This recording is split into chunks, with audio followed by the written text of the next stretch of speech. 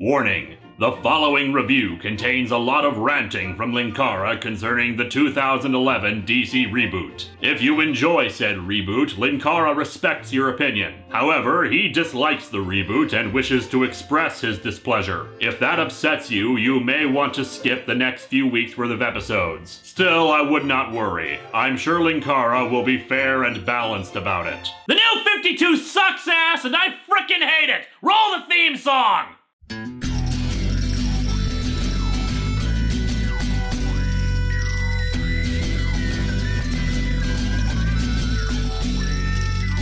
Welcome to Atop the Fourth Wall, where bad comics burn. Linkara's gonna teach you all a lesson you won't learn. Brodsky, you're not the smartest. Life out, you're not an artist. Anyone who's had a bad comic published, it could be your turn. Linkara, he's a man punch, wears a party hat. Linkara, he has a magic gun. Where'd he purchase that? Linkara, coins, robots, Amazons and trucks. Linkara, this comic sucks. Linkara. If it hadn't been for Cotton Eye Joe, I'd been married a long time ago. Where did you come from? Where did you go? Where did you come from, Cotton Eye Joe? If it hadn't been for Cotton Eye Joe, I'd been married. Hello and welcome to Atop the Fourth Wall, where bad comics burn. It's finally time for me to review a comic from the DC relaunch of 2011, or the New 52 as it is called, despite the fact that the number of comics being published at any given time in the company varies, so it's not really 52, and it is no longer new. Don't you just love it when a company is unable to count? Some of you may be surprised that this is the first comic I'm looking at for the reboot instead of Red Hood and the Outlaws, which I have complained about more than once, to the point where many said the book got better in later issues and I should give it another chance. I took them up on it and read up to issue 8 or 9. It did not, in fact, get better. In fact, I felt it was getting worse with every successive issue. I don't feel I'm ready yet to tackle that one, especially since every comic reviewer out there has already deconstructed Red Hood and the Outlaws and pointed out how sucky it is. And really, my biggest contribution has been pointing out how stupid Roy Harper's trucker hat looks. But because this year we've taken several looks at the Teen Titans, particularly their entire history up until the early 2000s, analyzing a specific crossover storyline in this book probably helps highlight the major issues with the current book and the reboot as a whole. And of course, I know there are people out there who do enjoy the New 52, and there are also people out there who want to know if I hate everything about it, or if there are books I can recommend from it. Well, the good news is that I do enjoy several series in it, and here are some of them. Demon Knights, Batwing, Justice League International, World's Finest, Earth 2, Batgirl, Batman by Scott Snyder, Nightwing, All-Star Western, The Green Lantern books, and Deadpool. And before anyone asks, I have no opinion regarding Trinity War because I'm not reading Trinity War. All it did when I first heard about it was raise my hopes that the old universe might return, and instead it's just a crossover of all the Justice League books that I didn't like to begin with. Whoopee! Speaking of crossovers, that brings us to the comic we'll be looking at for the next 4 weeks, The Culling. And this is our first problem with the storyline, which is subsequently a complaint I have with the reboot. The crossovers. When this story was released, the books hadn't even been out for a year yet, and they were already doing a crossover. I've said it before, and I'll say it again. You need to have a status quo before you can shake it up. And it's not like the story of this crossover was so complex that you needed it to be a crossover. At best, it's a Hunger Games ripoff. No, I don't care if Battle Royale came first. Hunger Games was what was popular, so they were ripping off that.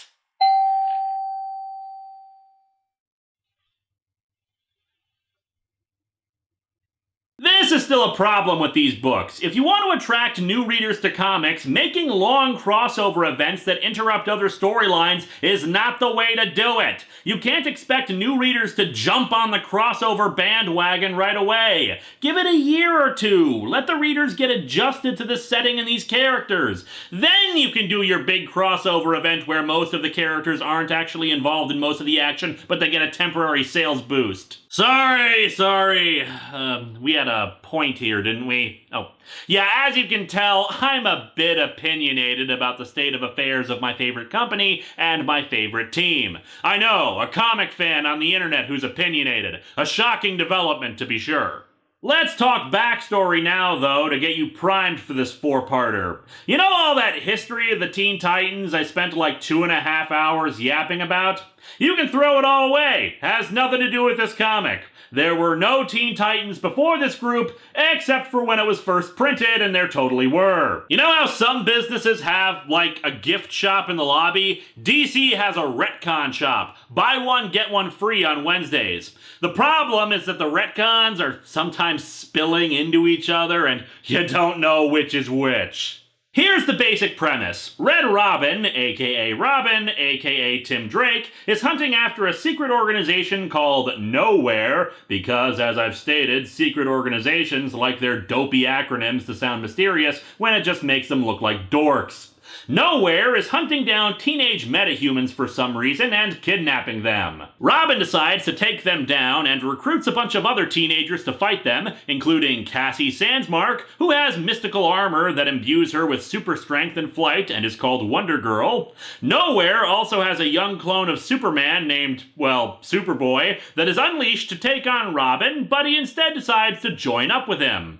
Other members include Kid Flash, a teenager from the future with super speed, Solstice, a teenage girl from India who in the revised continuity can shoot out blasts of light, but thanks to Nowhere, now has the appearance of someone encased in black smoke with cracks of light showing through. She's actually a fairly new character from the last few years, and when they introduced her, she wore bright clothing and had like a golden radiance, you know, that kind of thing. Gotta love how the reboot completely missed the damn point and made her as black and dark as possible. Next up is Bunker, a gay Latino teenager with the ability to create limited purple energy constructs. He's actually one of the more optimistic members of the group, despite having absolutely no reason to be happy in this book. And finally, there's Skitter. And that's enough about Skitter, because she disappeared from the book during the storyline and has not been seen since. One of the positives I'll give to this team is that it's a very diverse group with unique powers, ethnicities, and backgrounds. The downside of that is that the general color scheme of this team is just blah. Red, yellow, black, and purple. Rinse and repeat. They all just start blending into each other. Oh, and by the way, I know this cover looks like they're all fighting during the daytime, but don't get your hopes up. It seems one of the many victims of the New 52 was actually the friggin' sun. I went back and checked the first 10 issues of this run again. Scenes outside take place either at night or at sunset. You might be able to argue a few spots, but the sky still looks pretty orange or dark in those places.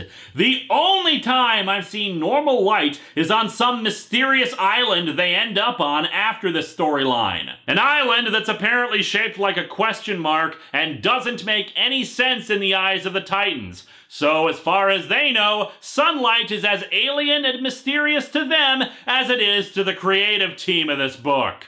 Okay, so right before this crossover, the Titans broke into Nowhere's headquarters to free Superboy, but were captured by this asshole named Harvest and his cronies Leash and Omen. Yeah, because that's what we wanted, to turn a character previously a hero into a villain. And we're put into stupid glowing outfits that make it even harder to tell the characters apart, probably because they thought Tron Legacy had the best outfits ever. And while this episode may end up going a bit long, trust me, it's not because of stuff that actually happens in this thing. Let's dig into Titans Annual #1, and the beginning of the Culling. I know that I normally don't review the covers, but well, the cover for Titans Annual #1 is the same as the cover for the trade, so might as well go ahead. The cover is meh. The Titans in their stupid black and glowing color Tron outfits are fighting against members of the Legion of Superheroes in their classic Tron-inspired outfits. It's like some kind of cosplayer war. Oh yeah, and they don't actually state on the cover that the Culling is a crossover with the book Legion Lost. If you want me to give backstory there on Legion Lost and the Legion of Superheroes in general, well, sorry, but I know very little about them in this book. The point is, superheroes from the 30th century in present time looking for someone who went back in time, I think. Not that it matters, as you'll see. Also, I just noticed that Superboy's head is on fire. Or maybe there's just a sparkler glued to his head. We open with Robin laying on the ground with someone's foot on his chest, threatening to murder him if he even tries to blink. A rare glimpse into the writers' meeting when the higher-ups said that they were doing this reboot. You've got a sense of humor. That'll do nothing for you here in the colony. Goodwill and joy are the enemies of superheroes. Haven't you seen Man of Steel? Warning, if you enjoyed Man of Steel, you are entitled to that opinion. However, Linkara felt it was either that or yet another joke about how he doesn't like the reboot. Take your pick. My name is Artemis. And those of you familiar with the Young Justice cartoon are probably quite a bit happy about that, since Artemis was a new character invented for that show, and this is her first appearance in the DC Universe. And that's a great thing. Having the comics and the TV shows synchronized like that is actually a good thing. It means it's easier to appeal to fans if they want to check out the comics themselves. Sure, it's irritating when there's a costume change just for that, but if you want to get new readers, this is a perfect way to do it. Fans of both Young Justice and Artemis, prepare to be disappointed. And pissed off. The iceberg there is called Lightning. Iceberg? Is she calling her that because she's not smiling? Nobody in this scene has smiled so far. Or is it because she has blue hair? By that logic, I should call half of all anime characters Iceberg. And her brother is named Thunder. Yep, reinventions of the minor Titans supporting characters Thunder and Lightning. And what do they have to say? Stop telling him everything! He wears the colors of Harvest! We would be foolish to trust him! Yeah, and I mean, your outfit is completely different from his because you're both wearing the same damn outfit. What the hell? The only real difference I can spot, aside from the pop-o-matics on your arms and chest, are the giant visible zippers around your crotches. Why the hell was that necessary? Nobody else has those! Robin frees himself from Artemis and grabs her in a way to make it clear that he could kill her anytime he wanted and that they're not their enemies. Also, just take a moment to enjoy the surroundings, everyone. I hope you like the color red, because that's what you're gonna be seeing throughout this crossover. Although personally, I can't really tell the difference. When I have to read stuff like Marvel or anything by Frank Miller or Rob Liefeld, I see red for weeks at a time. I don't even know how to describe this place. It is simultaneously over-detailed and yet not detailed enough. I see, like, floating islands, kind of like Avatar, except they're on jets or something. Some kind of mountain range, a few people standing on some rocks, and in the distance, everything's glowing. It's just a mess. Artemis says that someone with his skills will be useful when the culling begins. Robin naturally inquires what the hell that is. When Harvest feels the time is right, he pits us all against each other in a battle royal. Now, before anyone once again wants to point out the Battle Royale connection, I would just mention that the term Battle Royal actually dates back to the time of the Romans and is not just the realm of that one franchise. And now that we're over the calm bit, we can start yelling about the fact that, well, that's the plot of the 4 issues. It's a 4-issue fight scene. And I hate to break it to you, but they can't make it interesting enough for 1 issue, let alone 4! And by the way, we're only on the 4th page, and already this entire premise falls apart. The winners become his faithful ravagers. The losers become dead.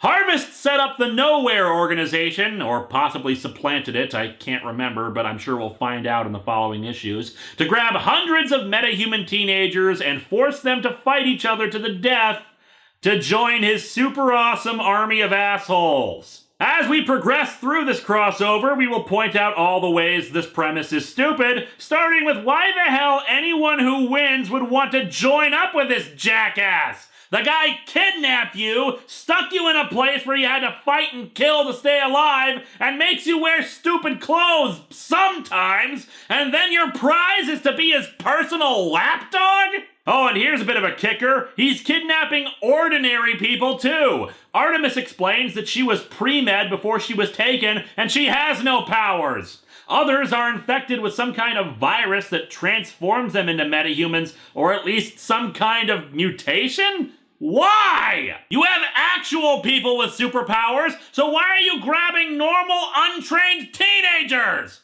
Ugh. They come across a jerk named Fist Point, yeah, I've got a fist for you, who says they need to pay Fist Point's toll. A toll? What the hell good is money around here? Why would any of you still have any money on you? And if it's for food or something, why would they carry all of that around with them? Robin points out the obvious, that they should all be uniting to escape and take on Harvest, but Punch Knob says he doesn't want to because I'm in my element here. Dude has cybernetic parts and a single robot eye. What element is that exactly? Starving in a squalid, continuously red underground prison? Artemis is having none of this and knocks the guy on his ass, threatening to kill him if he doesn't knock his stupidity off. Robin wonders how the hell they can live like this. One day at a time. Someday, even you will put tribal war paint on your face for absolutely no reason. In fact, where the hell did I even get war paint? They find the other Titans, including Superboy, who's apparently having issues because of stuff that was going on in his solo book when he first arrived in the colony. Solstice is trying to convince him to join up with the Titans so they can all work together to get out of here. Open your heart, Superboy. Even for all your power, tamped down as it is by the technology that runs through this place, you will not survive this night if you try to fight alone. So, okay, Superboy's powers are being restricted? How? Because of all the red? Is it acting like red sunlight? Or is it the suit that's doing that? Because if the suits are restricting their powers, they'd actually have a reason for existing. Except that just raises a whole crap ton of questions! For starters, why does nobody else aside from Thunder and Lightning have them? We see other people who clearly have powers, but no suits. Why don't the Titans try to remove them? If Harvest can control their powers, why go through the trouble of the culling at all? If they get uppity, just restrict their powers and movement or whatever. If the idea of the culling is to make the strongest of them become his agents, why bother restricting their powers? Is it to force them to think strategically without their powers? But then why does Robin have one of these suits when he doesn't have any powers, and you actually went out of your way to recreate his flight wings, giving him an advantage over others? Does Harvest just have some kind of fetish for these outfits? Is that why he put the teenagers in them? It just raises too many questions. To be fair, at the end of the comic, there is actually behind-the-scenes information that says that there are cybernetic implants and restraining devices that dampen powers, except since we have no idea who the hell half of these people are, we wouldn't be able to tell that anyway. And the bigger sin here is that I had to read supplementary material to get that information. If it was told in the pages of Legion Lost or Superboy, fine, I can get that. But the extras are meant to be just that. Extra! I shouldn't need to read those to learn about details like that! And even then, it doesn't answer any of my questions about the damn Tron clothes, just that some of the inhabitants of the colony are wearing nowhere provided clothing. Yeah, because the collection of people in dirty rags really shows how much Harvest cares about clothing them. And again, if these clothes are restricting their powers, take them off! Thunder and Lightning have huge-ass zippers on their outfits. Or hell, just cut the damn things so you still have modesty, but they won't have whatever is keeping them from restricting your powers. Every level of this story makes less sense the more you think about it. And I would remind you that we have barely begun this story. Anyway, Robin says that he has a plan. Spoilers, if he did, we never see it. Some of the Titans are distrustful of each other after what's happened in previous issues, not that it will really get developed outside of some narration captions, and they otherwise act like they work together anyway for the rest of the story. We cut over to another part of the colony where the Legion Lost is actually being productive and attempting to escape. They find a force field that they can't penetrate. Trapped within an ever-changing environment. Could it change to something a little more colorful at least? Although I'm actually really surprised that this panel lets us see anything aside from red. Push that cart! We'll be right back. The cart's moving the wrong way, you bloody wankers! Ha! Not so smart with your brains outside your head! Oh, we're back now. The behind-the-scenes state that the teens who have been here for months, yeah, that'll encourage them to join your army, Harvest, are supposed to be experiencing a representation of hell. Fire, lava, redness, caves, etc. That makes even less sense as we learn Harvest's motivations and abilities, but whatever. Chameleon Girl, a shapeshifter, makes an attempt to escape through the lava. Oh, and by the by, kids, might want to take a step back from the lava, since real lava is not like Super Mario Brothers, and standing that close should burn your skin off and be impossible to breathe. But she later returns, presumably without success, though she doesn't state it.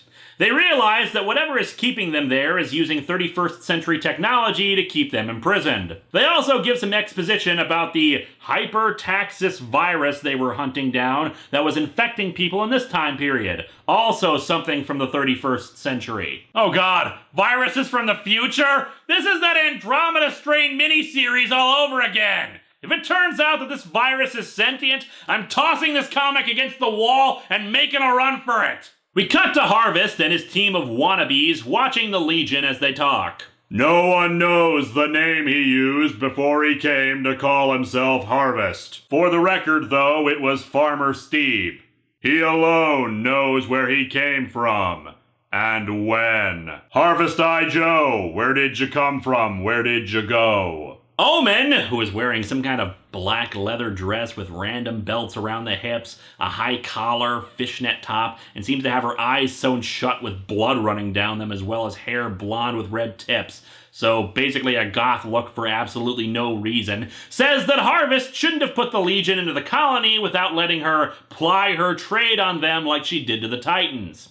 She's referring to the events of issue 8, wherein she used her telepathic powers to screw with their heads and create hallucinations. Why? Well, it seems like it was to force Robin mentally into a place where he'd be willing to kill someone. And it seemed to succeed. But then that just raises a whole new questions, like if he has someone who can screw around with their heads like this, why did they reveal that they had that ability? And why are they going through all this horse hockey and not just use mental powers to make them do your bidding without them knowing? Dear Lord, I used the "it just raises too many questions" clip far too early, because this comic keeps digging up plot holes. Harvest says that he wants the Legion under his command since they're already a trained paramilitary force, and the Titans are, well, powerful or something, I don't know. By the by, this is also an annual split into chapters for no reasons at all. So we're on Chapter 3, The Battle, aka the entire rest of the crossover. Although it should be noted that the trade takes out those bits, so I don't even know what the point is then. Harvest sends Leash to the Titans.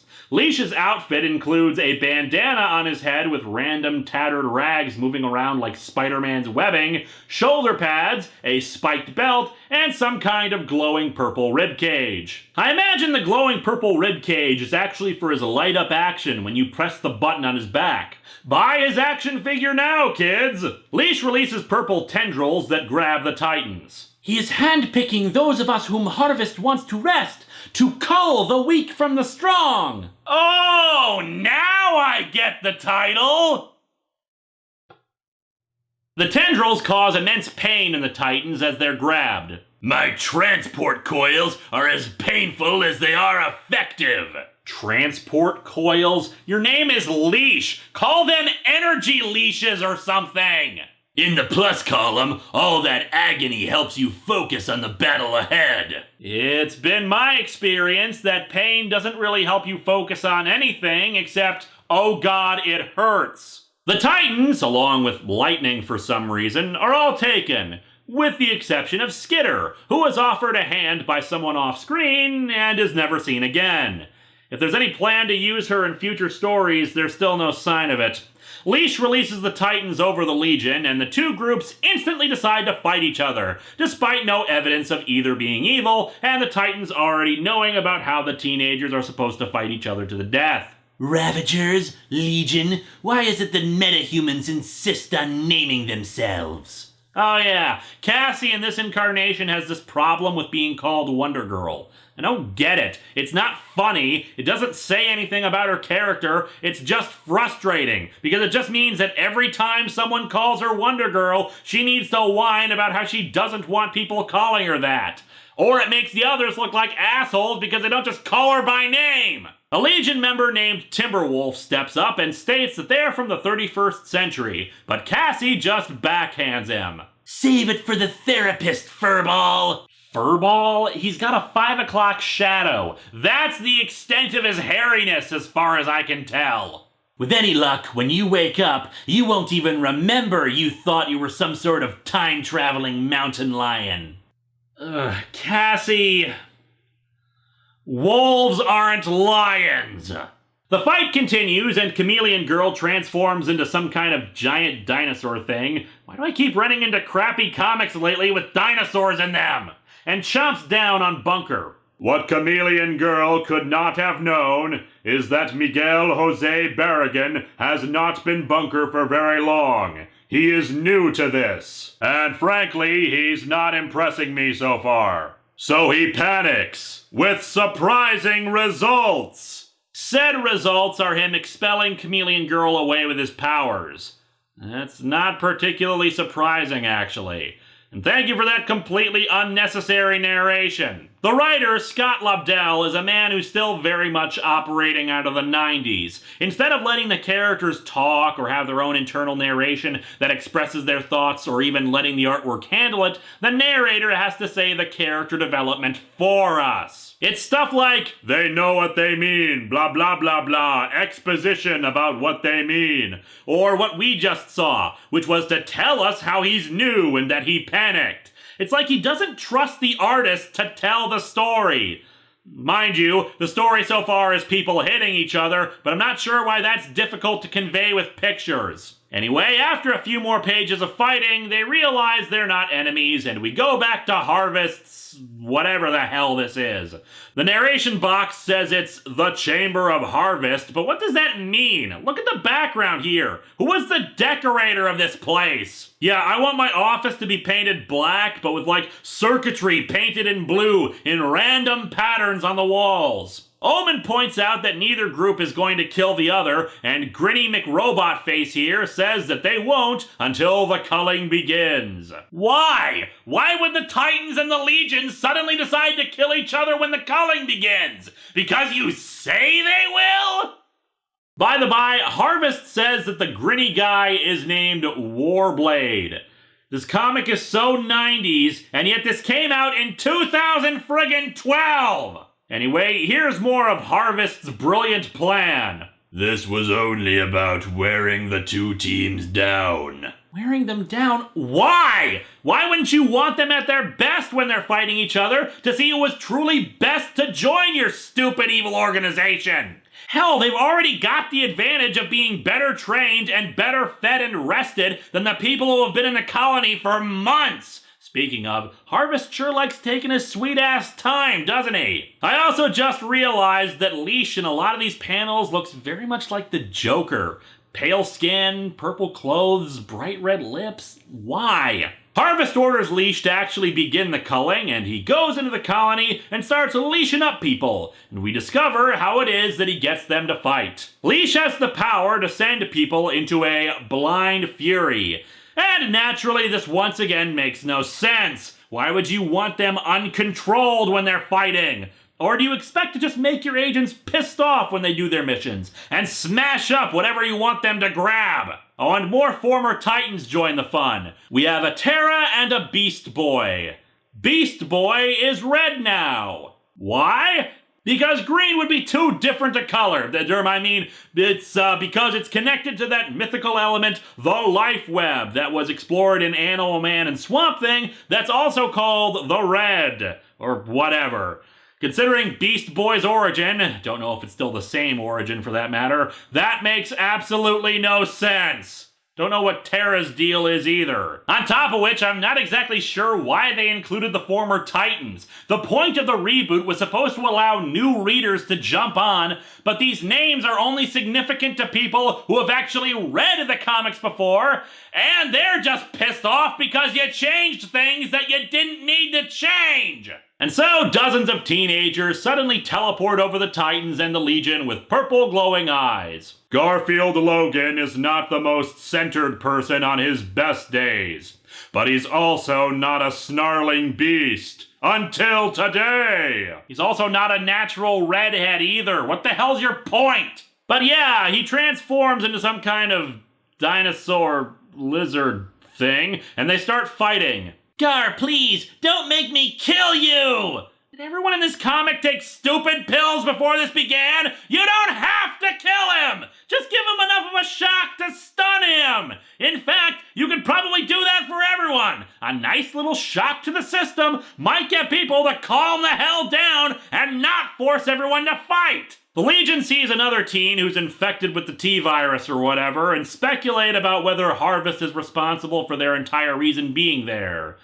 Which Harvest already earlier revealed to us he was, so yeah, that's unnecessary dialogue right there. Speaking of unnecessary, we have more pretentious narration captions. So many children here. Red Robin scarcely knows where to start. And there's a phrase that could mean something horrible in a different context. He is grateful that despite the nudge from Leash, Artemis seems determined not to harm anyone. If we tell you how characters are feeling and acting, then we don't have to make any effort to show it happening. And then Punch Spike or whatever the hell his name was goes and kills Artemis.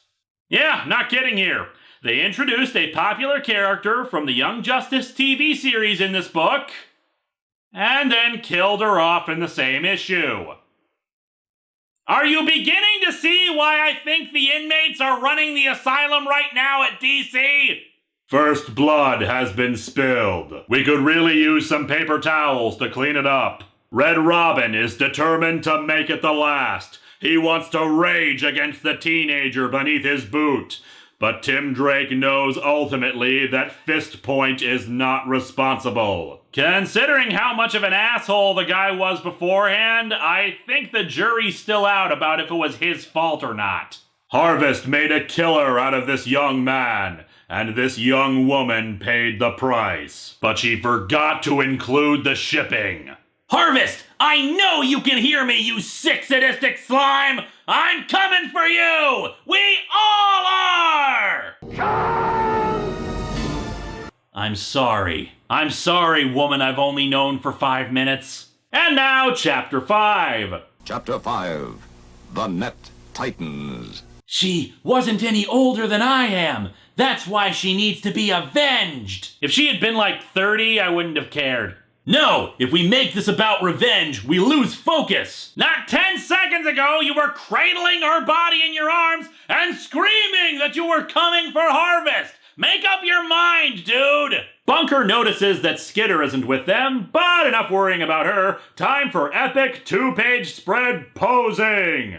I will admit, though, that does look badass. Pity it's ruined by the narration captions. And so it comes to pass that a legion of young titans work together, at least for now, against a common enemy. Unless you're a dusty old prophecy, you are not allowed to use the phrase, and so it comes to pass. So, more fighting, more narration telling us the flippin' obvious, and then over to Harvest. Not far away, the man-turned-monster named Harvest has a very unexpected reaction. He decides that he's really hungry for Chipotle. He roars with laughter at this sudden turn of events. Oh yeah, look at this asshole. This is the face of laughter right here. Standing awkwardly after you destroy your own computer equipment. The hell is he even doing?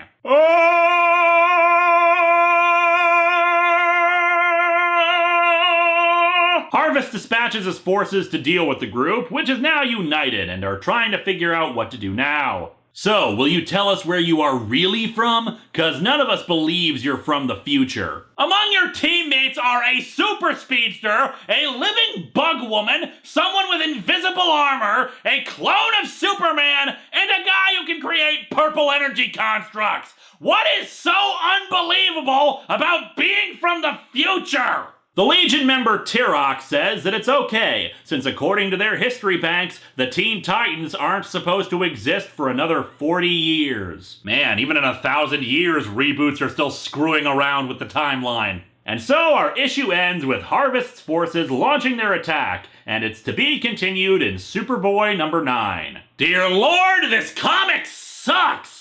The art is bad, the narrator tells us how characters are feeling, the colors are atrocious, and nothing about the story makes sense. Oh yeah, and they introduce a fan-favorite character, and subsequently kill her off. Well, I guess they must know what they're doing over at DC. I mean, after all, they have to know how to market and, get their comics to attract kids, teens, and other people who might want to start reading comics for the first time. Eisner Award winner Paul Pope was told by the head of DC Comics that they only publish comics for 45-year-olds.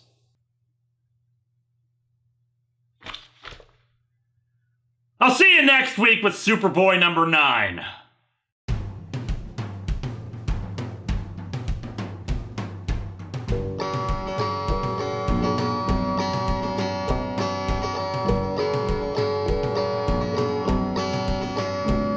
I'm sitting on my couch reviewing comics, the worst words that you will ever see. It's sad that comic books are for geeks, but they're not.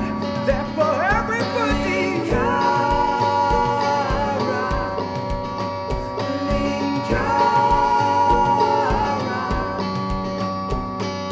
If you doubt that I am a man,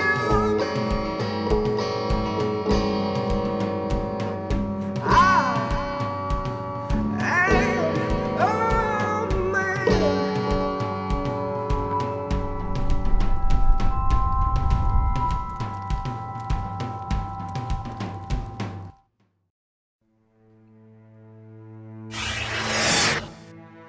Cheers. Hey, little buddy. You caught me at a great time. Want me to pour something? I don't drink. In fact, I can't drink. Well, I suppose I could, but then Linkara would have to make me yet another body. Well, that's just fine. Means more for me. Obviously, you are intoxicated.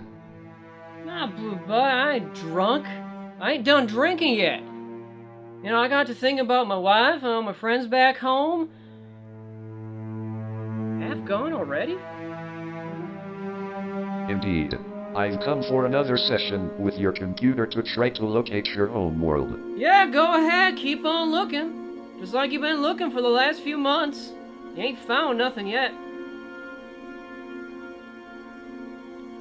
There is considerable data to pour through, Master, and the slow processing speed of the blue robot and Linkara's artificial intelligence do not help matters. Oh yes, my slow processing speeds. That must be why I have beaten you at chess in the last 7,000 matches we've played. What the steel chicken means is that he bored me into defeat. What was that? I thought I heard an intel voice in all of its scratchy, horribly synthesized detail. Your hearing would be rather damaged in that gigantic, hollowed-out head of yours.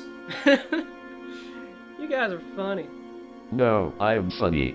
Your computer just Google searches jokes and hopes it can comprehend them. Were you planning on actually searching today, or were you just hoping to waste my processor time? Indeed. Although we could probably do this more effectively on Comic Run 1 instead of me trying to copy small portions of it over for analysis at a time. I really don't feel like running into your boss. You realize that you will have to move past your resentment for Linkara eventually, right? That fella is ensured that people will continue to suffer and die back in my world by cutting me off from them. And apparently the alcohol has made you forget that you were the one who launched multiple unprovoked attacks on him to get to his gun. I did what I had to. It was for the best. It is always fascinating to hear individuals attempt to justify their actions. Lord Vice conquered and enslaved countless individuals because he had to. My doppelganger from a parallel universe slaughtered who he thought was inferior because he thought it was, for the best, that organic beings be culled. Even the entity felt it was better that all existence become a part of it. In many ways I have more respect for Dr. Insano. He holds no delusions about who he is or what he wants. You have stolen the property of others and inflicted much harm onto them, yet you seem to feel that Linkara was more wrong for retaliating. You got a point to make? None at all. Simply making an observation. Your observations are as worthwhile as your prowess for finding the Master's home dimension. The data seems to be corrupted. Indeed. Something must have happened when Nimue copied it over. I shall try it again and be back in a few hours. I would not listen to that floating toaster oven, Master. I still believe in you and what you had to do. Thanks, Sierra.